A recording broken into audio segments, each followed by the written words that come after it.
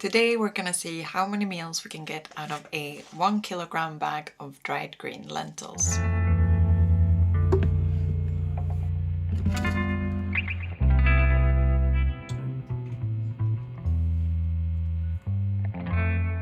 So we are going to look at how to prepare the lentils, some benefits of eating lentils, as well as a number of recipes in which we can use these lentils in. Also, shout out to the subreddit Eat Cheap and Healthy, where I found like half of these recipes originally. So what's great about lentils apart from being a very inexpensive ingredient? Lentils in general, including green lentils, are a great source of dietary fiber. It's also a good source of plant-based protein, as well as a good source of minerals like magnesium, iron, and calcium. There are also a number of studies to suggest that a regular intake of legumes, so like chickpeas, lentils, beans, these are all associated with health benefits such as lower blood pressure, improved cholesterol levels, and a lower waist circumference. So to summarize, eat more lentils. So first up, we're gonna need to prepare our lentils. For this, you will need a large pot or a pressure cooker. First up, we're gonna cover the lentils with some water and leave these to soak for about 12 hours or just overnight. And then the next day, we will drain the lentils and give them a good rinse, making sure that the water comes out clear. We will then put the lentils into a large pot or a pressure cooker with some fresh water. And then for the stovetop method, you will bring this to a boil for about 10 minutes and then leave it to simmer for another 50 or until the lentils are tender. Mine were ready in the pressure cooker after about half an hour. So once this kilogram has been cooked, we're left with about 15 cups worth of lentils, which would be the equivalent of 10 standard 400-gram cans. Now you can of course argue that by the time you've spent the energy to prepare the lentils, the price might be pretty much on par with the can, so these are typically 49 pence a piece. I guess that would depend on what equipment you're working with. If you got a gas stove or an electric stove, or if you're using a pressure cooker, etc. If you prefer to buy the cans, then by all means absolutely buy the cans. Personally, I like to do a big batch cook of dried legumes every so often just to fill up the freezer. It's a lot easier for me to carry home a kilogram of dried legumes than it is to carry home 10 of these, because these take up quite a lot of space and I'm just working with a backpack going back and forth between the shops. I don't have a car. So that is primarily why I like to buy the dried variety. So basically you can just use whichever variety that is the most convenient to you. I'm gonna stop rambling and we're gonna start cooking. For the first couple of recipes, we're gonna do some batch cooking. So we're starting off with these lentil burgers. Whilst the whole onset of Impossible and Beyond burgers is pretty amazing, sometimes I kind of miss just having a good old-fashioned lentil burger, and these patties definitely hit the spot for that. To start, we're gonna blitz some pumpkin seeds in a food processor. Then we're going to add some onion, some grated carrot, some oats and breadcrumbs, some ground ginger, smoked paprika, and some black pepper, followed by some soy sauce. The original recipe calls for both salt and soy sauce, but I find this to be a bit too salty for my liking, which kind of says a lot because I love salt, but just so you're aware, you might want to adjust the salt or soy sauce amount that you put in there. Then we're going to add a flax egg and our lentils and then mix this all together. When you're happy with the consistency, we will form these into patties. I made a double batch of these, which was meant to be enough for 12 burgers, but I ended up with 11 in kind of varying sizes because I'm a little bit too impatient to be measuring things equally. Then you can either bake or fry these patties before serving with your burger toppings of choice. The second dish that I like to prep straight away before freezing any lentils is this shepherd's pie, or shepherdless pie I suppose, as there were no shepherds harmed in the making of this dish. To start, we will saute an onion until translucent, and then adding some bits of carrot. I also had a few stalks of celery that I threw in there. I guess in a sense this is a pretty good dish to just throw whatever scraps that you find in the fridge in for. I also added some frozen green peas. I seasoned this with some Italian herbs and then added some vegetable stock powder, 2 tubs of lentils, some tomato paste, and a can of chopped tomatoes.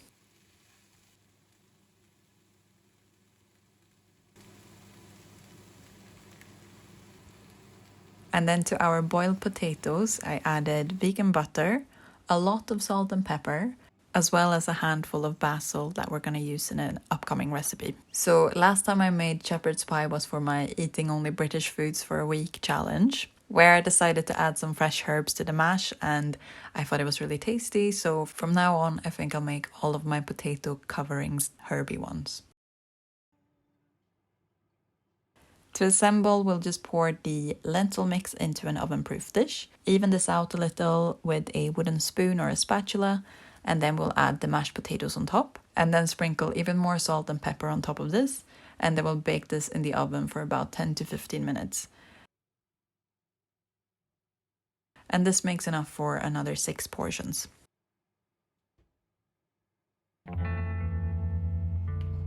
Next up, we've got a dish that will forever make me think of the Baudelaire children. It is pasta puttanesca. This one is really easy to throw together, and the base is all ingredients that will last a really long time in the fridge for a quick and tasty meal. So to start, we're going to saute some garlic and then adding a splash of vinegar instead of using wine. And then we'll add some fennel seeds, some chili flakes and some oregano, followed by capers and black olives, 1 can's worth of lentils, and then some chopped tomatoes.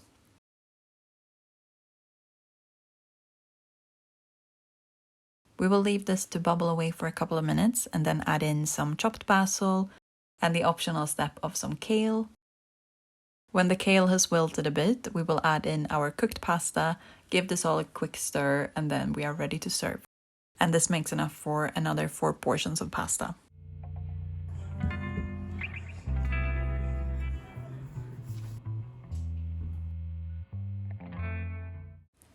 Our next dish is this very simple and budget-friendly recipe for coconut curried lentils. For this one, we were also meant to use an onion, but I completely forgot about it, which is probably a culinary crime, but just imagine that there's already an onion in here, and then we will add in the garlic and some ginger.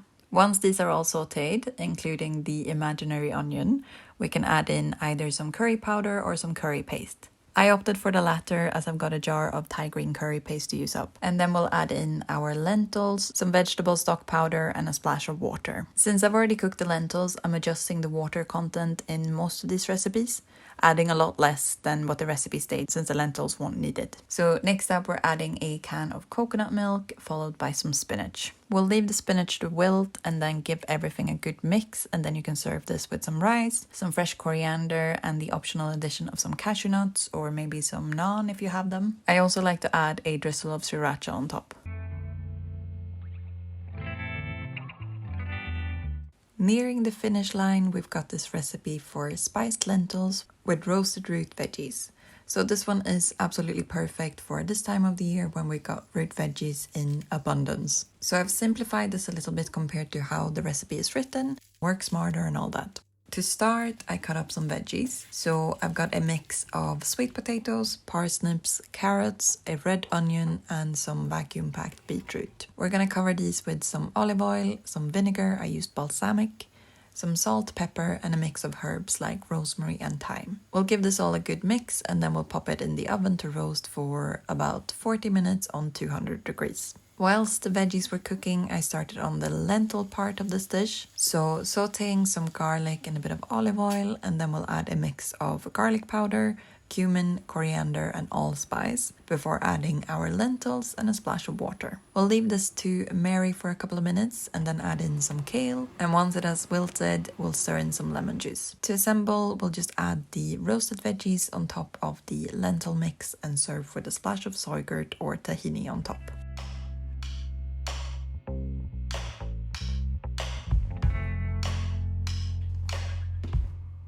So we've saved the best till last, at least in my humble opinion. So we've got some lentil walnut tacos coming up. The lentils work really well here, and the walnut gives it a little bit of an extra crunch. So we will start by sauteing an onion, followed by some garlic, and then some form of taco seasoning. I usually go for a combination of paprika, oregano, cumin, and onion powder. Then we'll leave these to toast for a minute or so and then add in the lentils and the chopped walnuts.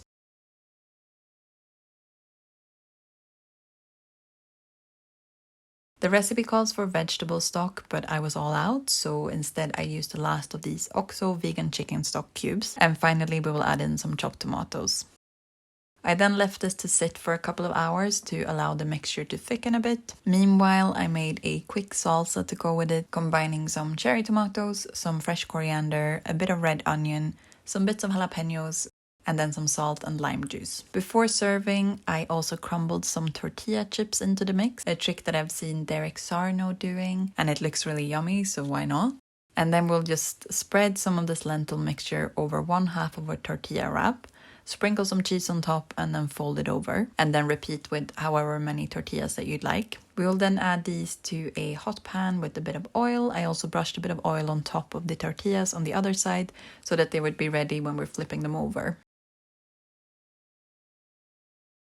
I fried these on both sides on a low to medium heat for about 4 to 5 minutes per side. Then you'll cut them in half and serve with some lettuce, some of that salsa that we made earlier, and a bit of vegan sour cream, which I couldn't find, so I just used a Greek-style soy curd instead. This was meant to make enough for 4 servings, but we had been on a big run earlier that afternoon, so we just ate it all in one go.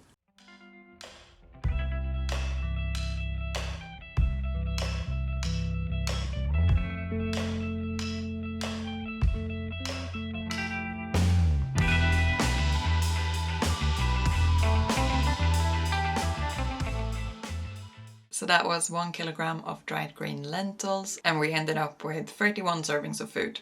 I guess it would have been more like 32, perhaps even 34, if I would have been a bit better at measuring the lentil patties, and also if we weren't so greedy about the tacos.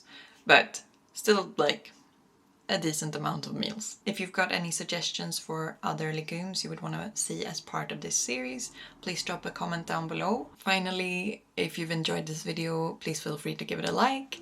And as always, thank you so much for watching.